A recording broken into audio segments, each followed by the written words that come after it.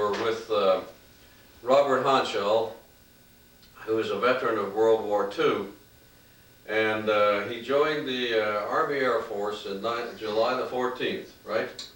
January. January the 14th. Yeah, you got to keep me straight here, huh? Yeah, see, I got a good eye. One good eye, okay. So you joined the Army Air Force, and tell us, so how old were you then? Well, let's see, I think I was 20. 20 years old, yeah. I was born in 20. So, okay, 20, made you 22 about. Sorry, 22. Yeah. Okay. So then you joined the Air Corps. How did you get in the Air Corps? I'll never know, truly. I asked to get in the Air Corps, and they shipped us to Bakersfield. Had no idea what we were going to do, or anything. Bakersfield, California. Yeah. And from there, they gave us a bunch of tests, including an IQ, which I had no idea if I had brain 1 or 2, I didn't know. But all of a sudden, they gathered up 92 of us and shipped us to the University of Southern Cal, and took over one of the girls' dormitories and ran them off and locked us in there. We still don't know what we're doing. We don't know where we are, or we don't know. And about the next morning, why they marched us over to the building over there and here's all this radio equipment and all this stuff, and then they give us some more tests, trying to identify if you could tell a dip from a daw and so forth. Yeah. And all of a sudden, they put earphones on us, and we put in 10-hour days, 7 days a week for 18 months. 18 months, 18 months, 10 hours a day, 7 days. 10 hours a day, and you learned code. Well, they started out with International Morse code, which is the simple. That's what most of the countries over the world used at that time. Right. But we didn't have this famous idea of anything come beside this. And by the time you learn the code, it's 15 words a minute. You have to be able to do that solid. And then we ended up had to have at least 40 words a minute, which was just about all you could handle with your typewriter. By the time it goes through here, the brain, and Yeah, 30 words a minute. 40. Yeah, 40. That's why I say 30 typing is pretty good, and 40's getting up. And then he came in one day and made a speech. Apparently, this, I don't know, but this is what we were told. It was an island off of New Guinea that the Japanese, a small island, they had a lightly garrison for a watch place for their aircraft and their ships, kind of a nice and type of place. And there's a strange code coming in. They didn't recognize it, they never heard it before. So they brought that thing back. He said, "Now you tell us this is called the Japanese Katakana code." That's the name they gave it. And as soon as you fellows pass your 40 words a minute, you will ignore the International Morse now, and they won't go into this, and it's a weird stuff. Well, it still didn't mean nothing to us. But there we sat there for the rest of this time, in there with this Katakana code. The Japanese code. Japanese code, and they had changed it. So what happened is, and again, we were told all this, that they had sent in a paratroopers there, a group of them, because there's a lightly garrison, and just moved in real quick and wiped them out before they had a chance to destroy this. All their codes, yeah. Consequently, they got that and sent it back, and this is where we come in. And they told us that we had to have at least 185 IQ, or you were capable of learning this. 100 and what? 125. 125. Well, you made that, all right. Yeah. And well, we had one guy had 140 IQ, which Wow. is Cut. I was, Oh, no, just a minute. yes. Mm-hmm. Okay, all right, go ahead. So that was the end of the story. My folks lived in San Bernardino at that time, 58 miles away. But we were not able to call them, write a letter to them, nothing. They really had you locked up. They marched us over there and they marched us back. Anyway, our officers then called our families for us and said, "Well, Robert's fine, whatever." But didn't tell them what you were doing. No. No, right, you were a big secret. After this stint, then they moved us up to Fresno, California, and then they had moved the Japanese people off of the West Coast back inland, and then we took over their barracks while they were building us a place in San Francisco.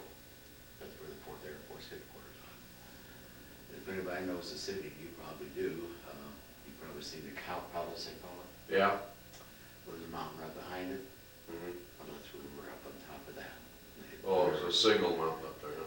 They put all of our antennas up there and all of our equipment up there, and then put the big fence around it with an electrical fence so nobody could get in, and there we sit again. After about 2 months up there, and we had different groups. We had 3 groups. We run 3 shifts. We was intercepting this Japanese messages all this time. Now, we had some real brilliant people in this here. Because on antennas now, we had some antennas that went any longer than that, but they might have been close to 200 feet high. We could talk to Tokyo. We didn't talk. We could hear their code. Mhm. Some of the frequencies on that thing, like they'd be a quarter of a mile long. Real straight, but these technicians that were sending us was really great people. They Mhm. could do their business. They had about 3 things in this group too. We were intercepting the code. And then they had a group that trained for analysis section. They had a group that actually broke that code. But none of the 3 of us, 3 groups, if they got me, they could do anything they wanted to, and I could tell them nothing but code. Oh, they kept you So, split up so you couldn't, And the yeah. guy that actually broke the code, he couldn't take it. He couldn't accept it. he just knew how to do all the calculations and stuff, huh? Well, we did that for quite a while, and. What year was that? That was still in That had to be- 42? Yeah, that was, well, it was 18 months. So it'd be first part of 83 or 93. Wait a minute. Go back here to the time. 42, 43, right. yeah, so you're mid 43 now, Now then we. and you're in San Francisco breaking the codes. That's exactly right. Yeah. And then it was a weird thing that happened to me. My father passed away, and we were getting ready to go overseas. We knew this. And I asked for a furlough to go down there, and he said, well, he said, we're sitting here day to day waiting for you guys to leave. Finally, he says, go ahead, I'm going to give you 4 days, 3-day passes, he said. And he says, you tear one of those up every time because you already had your furlough, so it'll be covering this thing. So I went down to my dad's funeral and came back up there, and lo and behold, they moved up. Oh, and you missed your group. Yep. So I was the only one that missed this group. So they ordered me down to the headquarters of the 4th Air Force, which is downtown, and all of a sudden they said, get your barracks bag, you're leaving, so I had no idea where we were going. Lo and behold, well, first now I've got 2 specs, what's known as a spec, that's your military, well, what your duties are, what you are, truck driver, radio operator, whatever. Right. But what I didn't know, which I'll get a little ahead of the story here, which I did not know, you see, that if I carry this in my discharge, I had 2 specs. The Japanese spec was a different number, and the regular operators was a different, regular international ones. It just turned out that Italy needed a whole bunch of radio operators. Lo and behold, the guy that's seen this thing here, he's seen this first one, says, International Morse. And this is why I left. And I went to North Carolina. They put us in between floors. Had to make one jump to see the colors light. And away I go. Then we flew. So you went, they assigned you to Italy. You had to make a parachute jump in North Carolina. in North Carolina, And okay. And from there we flew. There's about 3 plane loads of us, but I wasn't involved with none of those other guys. Mhm. Goes down to Rio de Janeiro, then over to that Ascension Island, Mhm. which we circled up there for a long time because there's only room for 1 plane to come in. Land at a time, huh? Oh, is that right? Then to Dakar, North Africa, then to Tobruk, North Africa. I'm still not knowing what I'm doing. So then we was picking up the stragglers, which we had nothing to do. I had nothing to do with this thing. Respect, didn't call for it, but the radio operator was cleaning up the remnants of Rommel's army. We still lived in pockets. So I got some actual combat stuff in that. So you were in North Africa? Oh yeah, then over to Orad, then from or ran, they just kept going, see. And all this time you were acting as a operator, radio operator. International Morse. Uh-huh. And into Sicily, we up to level Naples, Caserta, Anzio, Cassino, and then we flew into the Romania. What army was that? It wasn't an army, Air Force. Oh, it was the Air Force. We were Air Force. And it was the, so, but what army was on the ground? You know? No, I can't tell you now. Okay, that's all right. My brother was wounded real bad there at Anzio and was flying over top. He didn't know it. Didn't even know it, is that right? Anyway, we went on, then we went on to this little casino, which was a different deal too. We went up there, the Germans, this was a great big Catholic abbey up there where they taught the priests. Right, casino, I remember that. Right. Well, anyway, the Germans had moved all the priests out of there, and they was sitting up on this high mountain. They could see the whole valleys and where the troops were. It was giving our troops a bad time, so Right. that we were told to get out of there. We were going to level it. Well, they didn't do it, so we went in and took out part of it.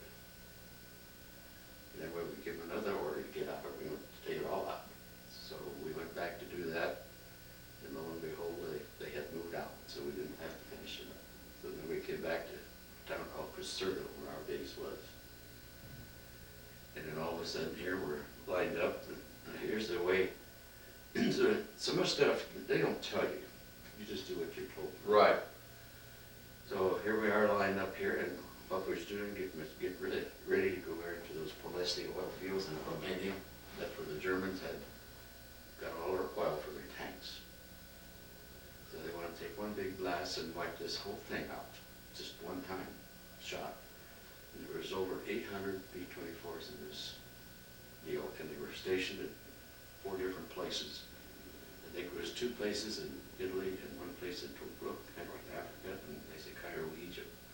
If you look at your map, you'll see about the same distance away from the oil fields. So then they had a real strategic thing, or there was no way they could put all 800 planes in there to go over and knock out these oil tanks at one time. But it was an arrow, they had a lot of oil tanks. We seen them from there, but we never quite got there. But they were, they have to have planes, they can't leave them circling up there for the German Luftwaffes. Yeah, the German fighters that knock them off, yeah. We were supposed to go ahead, you know, on like intervals, certain intervals, like 10 planes at a time. And we were probably 15 minutes away, we could see the fire where the plane ahead of us, and bombs and Germans were all over us. And the closest they were coming to get them was a German plane flew and fired on us. It was about twice that far from my head. But the bullets that hit got our hydraulic system. So we couldn't use our out-of-rounds. We couldn't turn the plane. So we had to leave the plane kind of on the side in order to turn. Then they put 4 fighters, 2 on each side of us, to get us out of there. But in the meantime, told us to go with, and then we ran out of fuel. It didn't have no wheels to land with, so we found a plowed field and we belly landed in there. You must have had a pretty good pilot, huh? I was 22 years old. 22 years old, is that right? Wow. And then, So you were 22 or 3, and he was 22. I think the oldest one on there was an navigator, and he was 24. Is that right? We landed there, and they brought a helicopter over then and picked us up. And then they had us blow up the plane. They had a button in our plane. They said if you're ever going down, with that button pushed, and it'll blow you and the plane and all this equipment in here up, so they couldn't get hold of it. They picked us up and took us to Cairo, Egypt. No, they took me to Caserta, back to Caserta first, and this is where the thing changed. My commanding officer there, he called me in. He said, "What is this number? What's it mean?" I said, "Well, sir, I was told if you had a right to know, you would know." And he straightened me up real quick. I said, "I'll ask you one more time." And he said, "After that, you wish I hadn't. I don't know what that is." I said, "Okay." So I told him, "What in the hell are you doing here?" I said, "Well, I'm a good soldier. I go where I'm told to go." So anyway, he took me off the line then.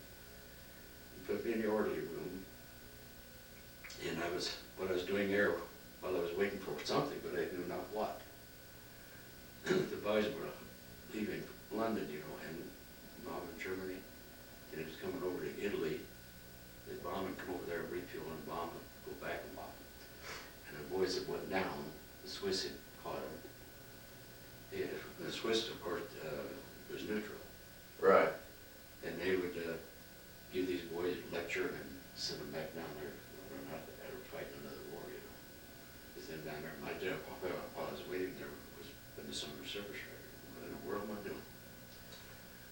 he says, about 3 or 4 or 5 days after this, he says, get your bag ready, you're ready to fly. You're going over to the British Air Base there in Naples. Get on the plane. I said, where we're going? He said, just do what you're told.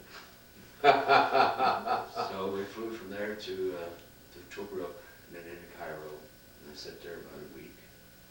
Then they picked me up and flew me to, it's called Persia in those days. Some place there in Persia, and sat there for about 2 weeks. They picked me up again and hauled me into Karachi, India. I still don't know where I'm going. You're going east, though. Yep, and then all of a sudden they said, get your bag ready, and we landed at Barryport, India. That's where my group was. This guy had. The guys that you'd been with originally? Yeah, because all this was done with unknowledge or where it's going. Is that right, yeah? So then from there on, it was Burma and, well, part of India and Burma, and we flew the Himalayas into Kunming. Flew the hump. So so you were stationed pretty much in India and then flew over the hump into Burma, is that kind of what happened? Yeah, well, actually, we didn't stay in India that long. The Japanese had just gotten into India. And the British, that was a British fight, a big part of it. Right, the British Army was in there, yeah. So we were doing a lot of work for the British people there, their intelligence work. We were copying this code and feeding in the information. And we were in Mobile, Burma, Michinaw, Burma, Lido, all those places like that. It was real strange to see how those people did things because this was jungle. And they take bulldozers and just tear the trees and everything out. And then the lady on the Ganges River that had a rock outside your fist and had the big baskets on her head and filled up full of rocks. There'd be like, sounds impossible, it'd be like 2,000 or 3,000 of those women. And it was about a quarter of a mile away that load their rocks on their head on this basket, and they'd trot over it, and they would lay this rock on where it's making this runways. Oh, the British were peeling out of the jungle, they were ripping out the trees and then the landing fields. And then the native women would haul the rock in and then those guys, I suppose they tamp it down or roll it or They something. run bulldozers across it too. Yeah. And so forth. And as they progressed, moving the Japanese back, we moved with it. And we were never into actual combat, although they'd have us go along to tell us what was happening. Because, coming out of the Himalayas, there's just dozens and dozens of tributaries. Right. And some of those things were more than 4 foot wide, 100 foot deep, when they washed out. And most of that there, the Japanese, what they'd do is cut down these bamboo. Now they had bamboo there that big around. They cut this down and flop it over there, flop it this way, make bridges so they can move in there. So they sent us along on one trip there to observe this here, but they had us always with backup, always had fighters with us, you know. And then these guys go over there and they drop bombs on those little bridges to stop them, you know. So they sent us back the next day, unarmed, just to observe. So here's this those kids, you know, in that plane, and so we were dipping down in there in between the trees with these bridges. And we had no right to do that. We did it anyway. And lo and behold, and the only thing we had on that plane was our machine guns that was operating. They had a case of grenades. So we was having a lot of fun out of this. So we was taking grenades and throwing them on the bridge we were trying to, you know. And all of a sudden, where they come from, we'll never know. But there was hundreds of the Japanese came out of the forest there with small arms. And they got Shoot you two of like- and they got 2 of our engines. This is the second time now that we went down. We know it's going down, but we know we didn't want to go down there. I guess not. And the Ganges River is so deep, you know, they can take a small-sized ship in that water. And that was one of our guiding points whenever we was out. We always follow that river back to a certain point. And it was flooding, overflowing, you know. And we knew darn well we didn't want to land in that water. And that thing was gradually going down on us. So we took a quick look. We decided we'd get over to where we thought the bank was. too deep, couldn't get in there. Go down. So we cut all our power and I radioed our SOS and we were scared to death because I had to give them a direction where we were. And Japs are not stupid. They didn't get those directions and know right where we were. So we had to do it or else. So we landed and we used, boy, the water just going in all directions. We must have hit a stump or a tree or something, a rock. It ripped the whole bottom out of that damn plane and just spun us like a top in that water. And we went out the bottom of it and come up, and it was about that much of the plane above, so we was hanging on to there. Well, this helicopter come to get us. So from there then, they started putting us on this, what they called the Lido Road at that time. It later turned to the Burma Road. And we was following this here and helping the British. We had troops there too. The Morse Task Force was one of them.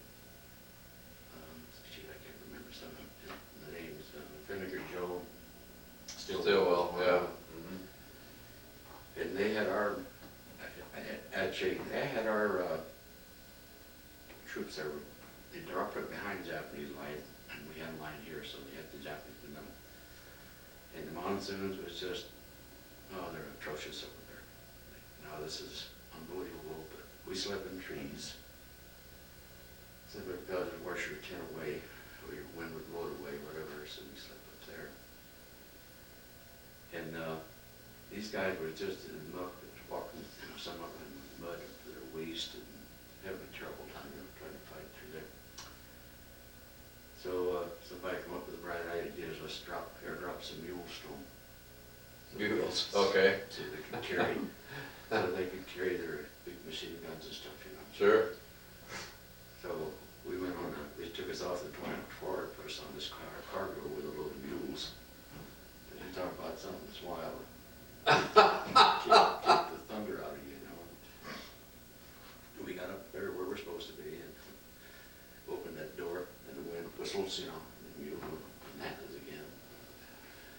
But anyway, we'd have two guys standing on one side of the door, with a big strap, and two on this side. And here's the mule here, looking out there and scared to death and kicking. Yeah, don't blame me. So we tighten that strap so we didn't force him out. And he'd go rear end over appetite, And I think we had something like 20 mules in there, but there were 4 or 5 planes with the same thing. Yeah.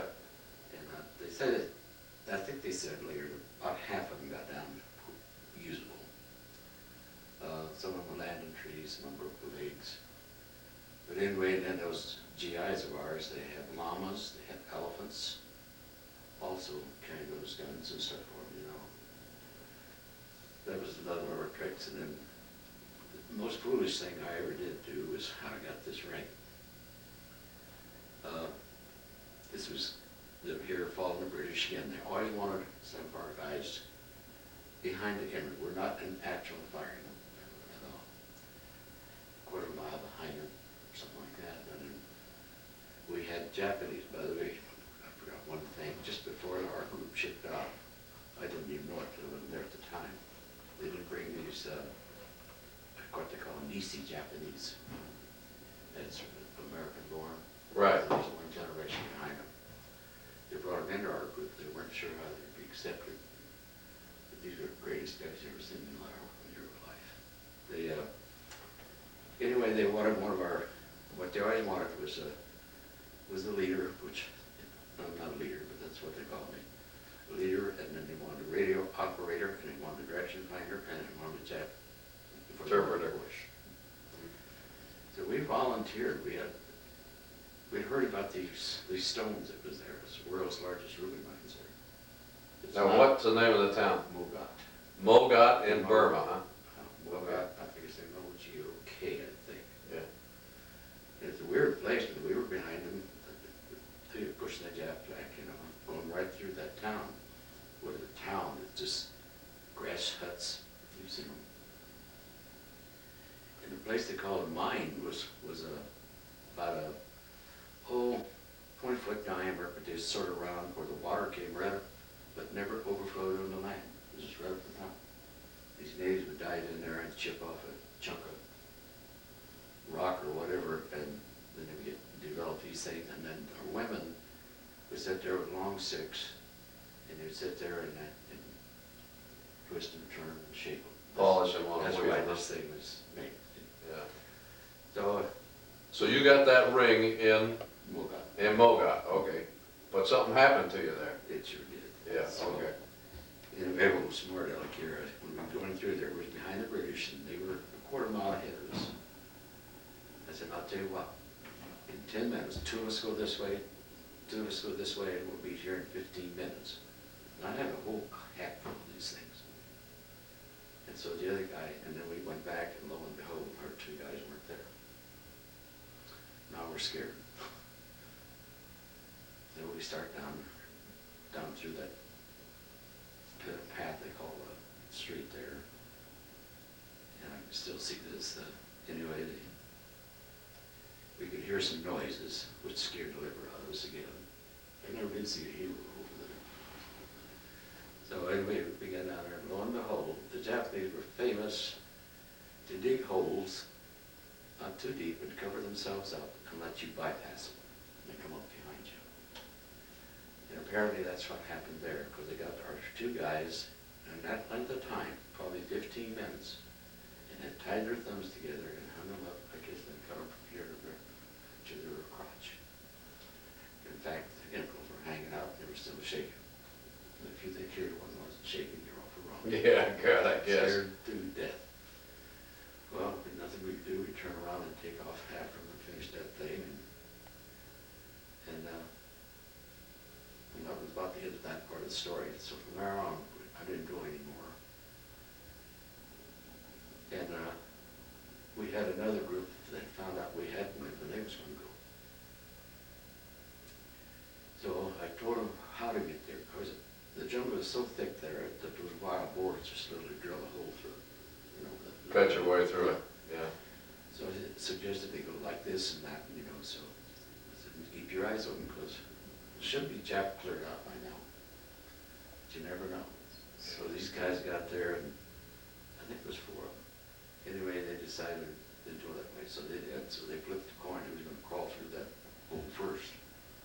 And anyway, one guy lost, and when he got to the other end of it, he stooped down and waved, you know, come on in. And about that time, he said, out of the corner of his eye, he seen something, and he started to get away, and he got part away. It was a doggone python.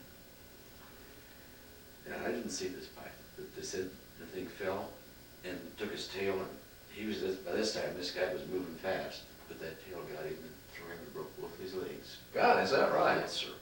And was crawling for him, and he still had his machine gun, and he just rode him down. But the guys on the other side now they're scared to death, for it was Japanese. Yeah, right. So they knew this guy was with them, so they said, well, what was your sister's name? All that crap, and he knew all. So then they're comfortable that there wasn't some Japanese who could speak English and second language. Yeah. So from there, then the fight kept going on, and we were following the Lido of the Burma Road. And we started then of hauling fuel over the Himalayas to come in for our fighter planes, because there were still Japanese in that area.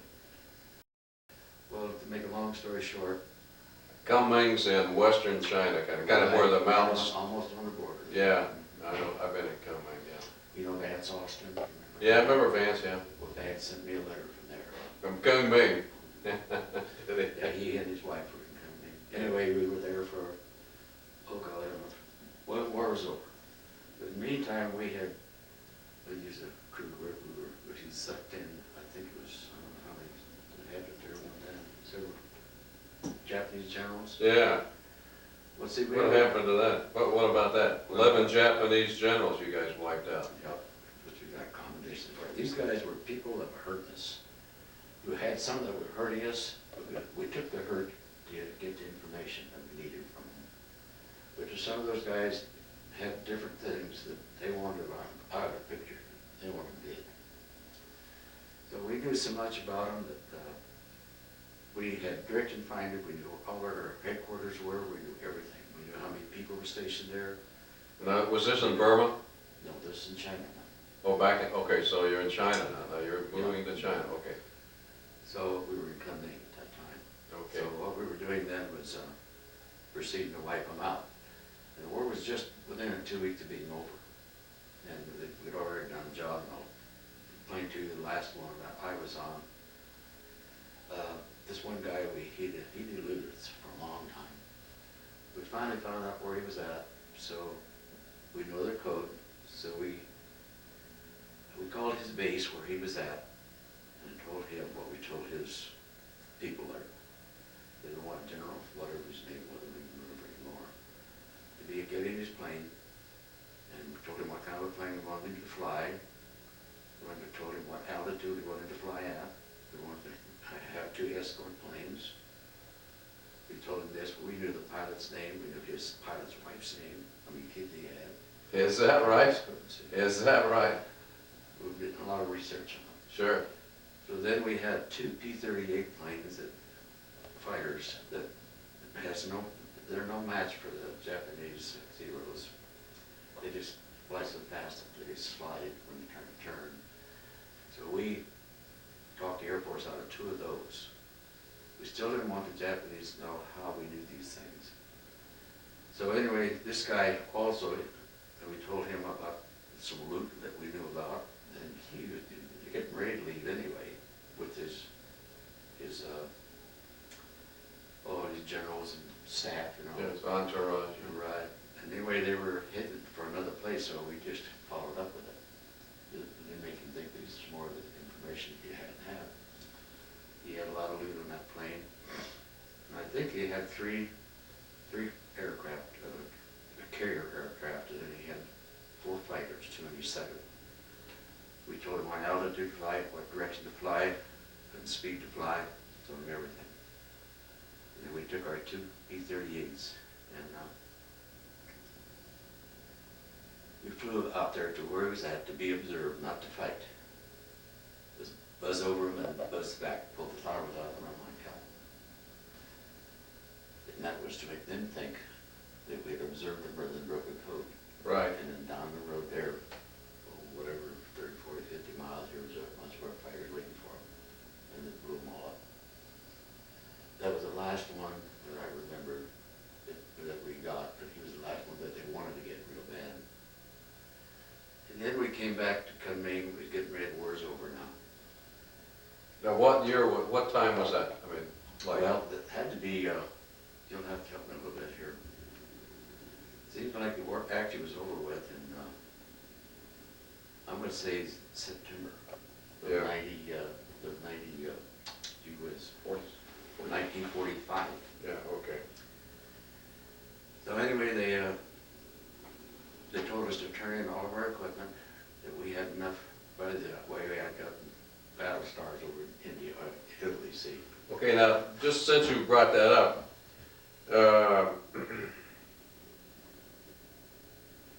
let's see, you got 9 citations and 3 battle stars in your career. Right. Wow.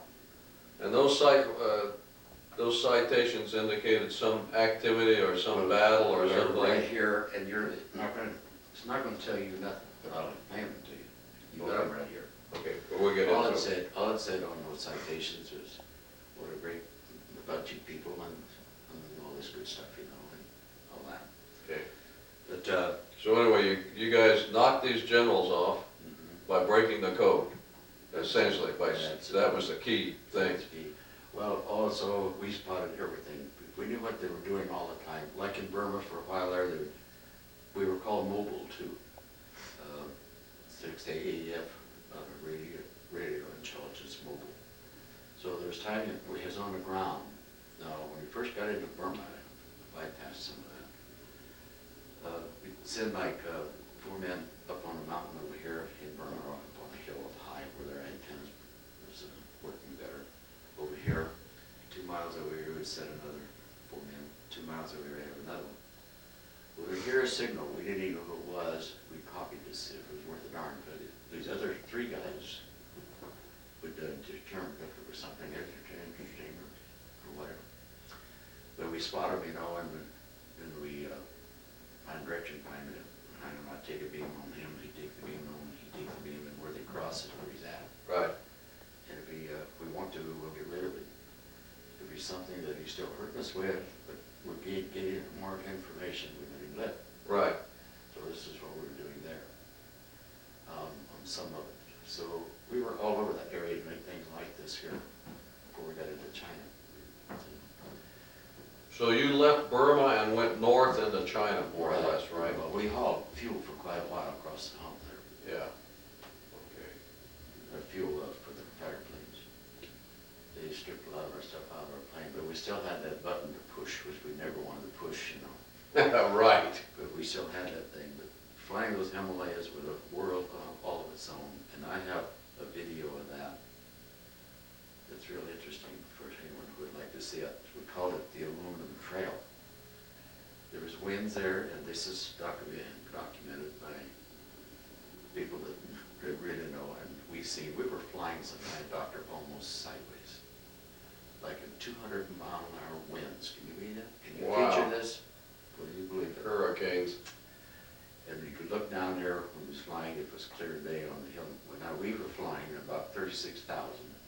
And the highest peak over there is, I think, is 32. But you could look down there on the trail that we followed, and there's all kinds of airplanes out there. We called it the Aluminum Trail. You know, we went down. But we would hit an air pocket there, Doc, and you swear it was never going to stop. You know? Just drop the bottom All out of a of sudden, it would just shudder the plane would, you know, and you feel like your feet was going through it, and then it would rise again, you know. It was a thrill every time we went across there. Anyway, after all this was over with, they told us to turn in our gear. We would come home on a point system. These other guys here probably don't know about that. You got points for longevity. You got points for overseas duty. You got points for your battle stars, and so forth. Now this all was accumulated as to who come home first. Right. Oh, we was top of the hill. Lo and behold, we turned in all of our gear, and the darn sergeant there to take this gear, he wouldn't take it. He said, I'm not taking your crap. He said, if you guys don't know how to take care of it, you can stay here. He said, all you're going to do is make me stay here. So right. He issued us a couple of cases of grenades and 5-gallon cans, and go get your fuel from the air depot and burn your tents, he says, and take these grenades, put them in the trucks and make the equipment you got and blow them up. Take your guns, put them across a couple bamboo poles and run a truck over them. That's what we was doing. And that's fine with me, they were going home. You know. Lo and behold, they told us about 4 days later, go check it all out again. Get all your stuff back, eh? Oh boy. And then what I got that 10 people know this in this town. Here we go again. They thought we was going to go to war against Russia. You may know that. Right, yeah. There was a lot of talk about that, All right, but there was going to be a different front, and the Russians were going to be involved. So what they did with us from that doctor, they starts on the Russian code. And of course, in Articles of the War, it says they can hold anybody for the duration plus 6 months. I understand we were through. This is why we came in late. So after 3 months of copying the Russian code and breaking it and all this crap, now, okay, you can go. So now they brought us back and then flew us into Now, where were you picking the Russian code up? Right there in Kunming? Yeah, you're picking it, because the Russians were all along that north part of China. Sure were. Yeah. In fact, that was according to the British military journal, that at one time, that was the most heavily fortified border in the world, was that Chinese-Russian border. You know, up through Tibet. Yeah, I've been up in there. Yeah. They had a little experience there too. Tibet, Mongolia, I've been in Kyrgyzstan. See those fences and stuff? Like I was telling you one time there, I volunteered while we were waiting in Kunming, prior to all this other stuff, in a grave registration.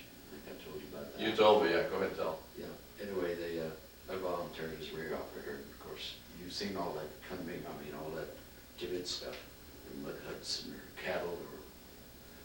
Anyway, Tell them about the dung.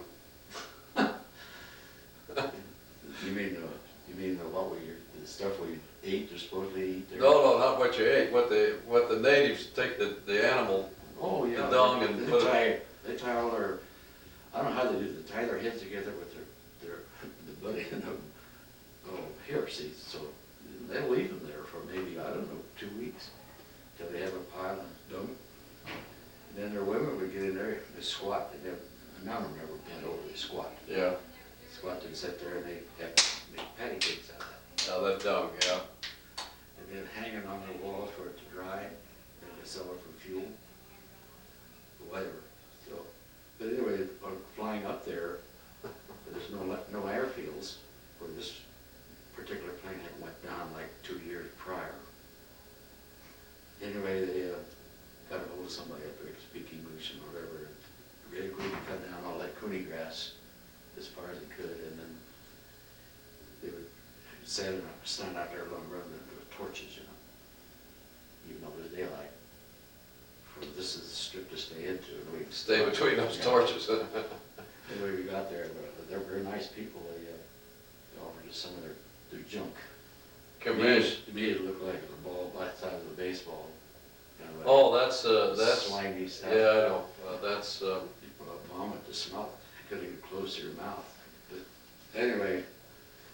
they spread that all over everything, it's holy stuff. That's right, and then those guys moving their cattle eat the grass down, you know, then they move again to another place. It's all their parts of it. Yeah. But these two guides took us out there. It's a good day's hike out there where this plane went down. We went out there and all that's left, of course, is a part of the airplane and men's bones, dog tags. We got those, started back. And we had a lieutenant with us. Anyway, he would lead us back out of there, and we carried those parts on our back on a mattress cover. So here come a little cub bear, just a little thing, could weigh 20 pounds. Come running right out there to us, you know, and heck, we was having fun with that bear. You know, the bear was trying to suck our fingers, and the lieutenant said, "Hey, that's enough of this crap. Let's go, because that's got a mother somewhere." Right. So we pushed the bear aside, and that little booger just kept following us. And finally, when the guy picked it up, we was heading for the trees, but heck, a bear can climb a tree too, you know. Right. But anyway, we never did see the mother bear.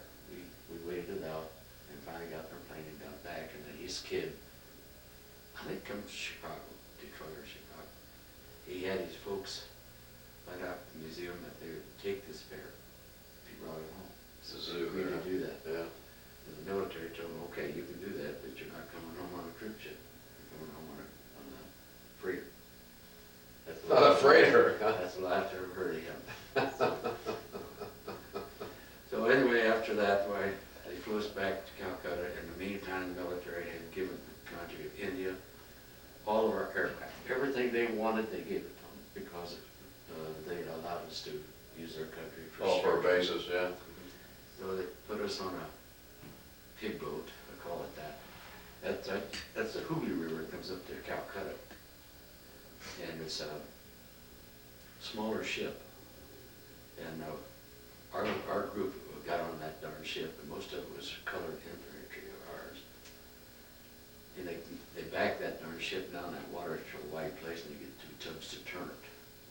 And then it goes out into the Indian Ocean from there. It was 33 days getting home from there. We got 33 days, wow. And we got home, I had left from the Embarcadero at San Francisco to start with. From the port there, because they took me from there over to Hamilton Field. And lo and behold, we were right back to that same identical dock. And I think 3 Red Cross women there and a pot of coffee, and that's what, for welcome back. That was your greetings, huh? And then they sent us home from there. Of course, my home was Sandler, you know, at that time. But when we got down to LA, we were to be discharged. It was so full of guys there that they said anybody that lives within 100 miles can go home for 4 days because we were Backed up. So I went back then to get my discharge, and there was 13 of us, and we were offered permanent first lieutenancy raise if we'd stay in. And all our guys did is said, just, actually, it was rude. Go straight to and stay put, you know, the rest of the Yeah, I know a lot of guys. And he dressed us down again. He said, I'll tell you whether you like what I'm saying. what you do about it, it's your business. But he says, you will listen. Now I said, I'll tell you one more thing. He says, you will tell nobody what you did or how you did it. All you can tell your folks is, as a radio operator, and that's it. You shut up right there. And we will be periodically checked. I don't know if they ever did that or not, but 8 years ago, I never got a letter, but some of our guys did, saying it was okay now. 8 years ago, just 8 years ago. 8 years ago now. Wow, that you could talk about it now. Now you can tell them what you did and how you did it. Is that right? That's about the end of my story. Well, that's good. So then after the war, what did you do? How come you got to Sterling if you're from California? Well, I lived in Sterling to start with. My folks moved out there. Oh, okay. The first part, Okay. I was in 42, I think they moved out there. My father was quite ill. And they moved out there, I think, remember Dr. Morehouse? Yeah, sure. He's the one that suggested you go out there and better climate and stuff. Well, he had already passed away. Yeah. So then I came back, and my mom and my two sisters lived in San Bernardino at that time. So I got a job with the civil service there, checking in aircraft. I mean, see, the military was flying all this aircraft in. Yeah. And I knew the insides of an aircraft. I knew the sensitive equipment was in them. So I got a job there, a pretty good job. And all I had to do was when I flew one in, to get an aircraft and remove the sensitive equipment, like a Norden bomb sight and our radar and all that stuff. And what they did with them, they seal that plane again, and then maybe 2 months later, they'd have maybe 40 or 50 of them. They'd fly them over to the little town just right near San Bernardino, not Riverside. Anyway, they probably would have auction them off. Anyway, I was on that for about 6 months, and I'm restless, so I wanted to see another sister, Helen. Helen Dag Booth. Oh, right, okay, sure. I want to come back and see them. I hadn't seen them for 4 years, I guess. They come back here, and that's where Shirley tricked me. And what was Shirley's maiden name? Van Dusen. Van Dusen, okay, yeah, I forgot. She was married prior, and then her first husband was killed in a car wreck. All right. And then I met her, and then we got married. And, well, first off, I had known of Mayflower. I had called those people, and I knew some of them there. They sent me back to San Francisco for a year for training. And then I became an agent, and then I also was one of their just flunkies, I'm going to call them. I applied around to different agents and talked to them and helped them out and stuff like this here. And I finally got enough of that and get away from home. So I came back here and I started, I've become another agent for them. I had my own equipment. So I've been a Mayflower agent for 49 years. 49 years you've been moving furniture No. and listen to people complain about scratches. Oh, yes. Yes. You know, they can live with their furniture for 100 years and never scratch nothing. And when you move it, 2 hours, we never know. Everything's normal. yeah, right. But that's about the size of my life. Well, you had a great career. You were a real hero over there. No question about it. I mean, God, that was. My God, think of all the air flights and all the bombing runs and all those. Jeez, that's. Well, I think there was 92 of us to start with, and 13 of us got home. 13 out of your radio group. Yeah, so that tells you something.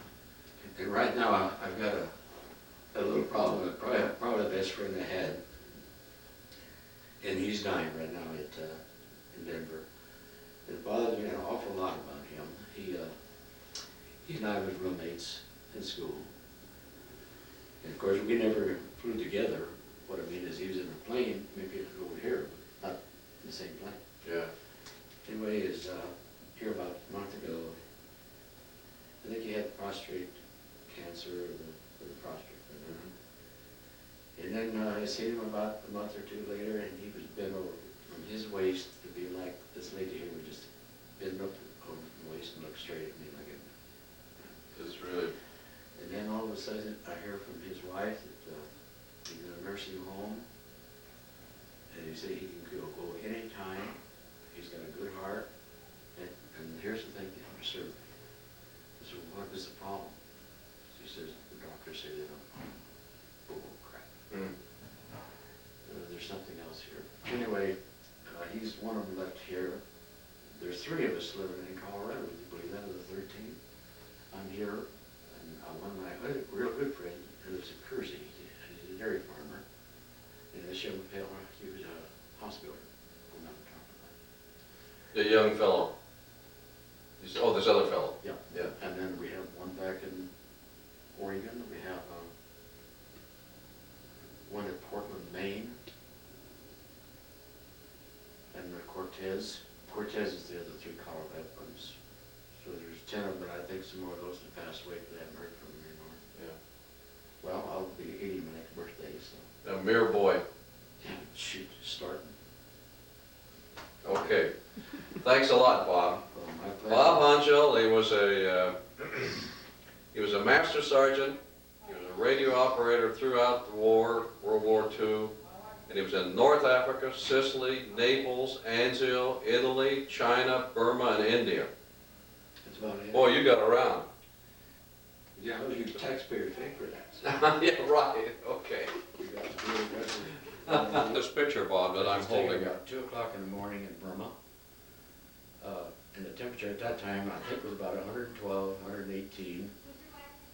And you can see how they're dressed there at that time of morning. And a homemade building there where we had our equipment. You see it okay? But these men were copying and intercepting Japanese Katakana code.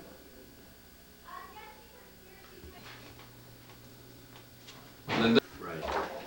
okay. This is called a Bibleplex. It's a code machine. It's called a bug. It's a nickname they call them. And this is where we get the hits and the dots, so forth.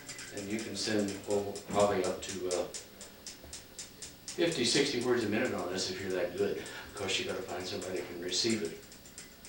But at one time, we could copy up to 90 kind of characters a minute. Now, that doesn't mean that we were wheels at all. If you put that in the international Morse, it was probably more like about 45 words a minute. This here was issued to us while we were still in radio school. I had it strapped to my knee for probably close to, oh Lord knows how many trips we made, missions. But I'd say, but we used it very, very little. We don't want to send these messages either, because they had listening machines also, and they could spot us. So it was very rare, and when we did use it, like an emergency or something like that. But anyway, I borrowed that from Uncle Sam when I got out. He didn't know I borrowed it. And I'll give it back to him someday. That's what's known as a code that you send signals on. This is one that we were in. We had 2 of them. We went down in one of them, lost it, and this is another one that was in. It's a B-24 bomber. There was a radio operator on this machine. Yeah. This is a street scene I took a picture of. The ladies here, they take a group of cattle and tie them by their heads in one end and their rear ends in another end. And they do their job there for probably 30 days, whatever time it takes till they get a big pile of dung. Then the ladies stoop and get their hands in there and make patty cakes out of this. And then they sell this for fuel. Like they stick this thing on a wall or a building or whatever when it dries. Then they sell this. What? Just up a little. There we go. Okay. And that's how they washed your clothes? Mm-hmm. See, there's so much disease in India that the military, they just built fences around us. So when they needed some extra help, they would get some Indians to give them physical and move them in there, but would not let them out. If you ever went out, you'd never come back. Bring disease. So our laundry, they built this here vat there, and they stand in the water, and they got a big board on each end, and they hammer your clothes against that board, knock all the buttons off of them, so we get some back on with radio wire.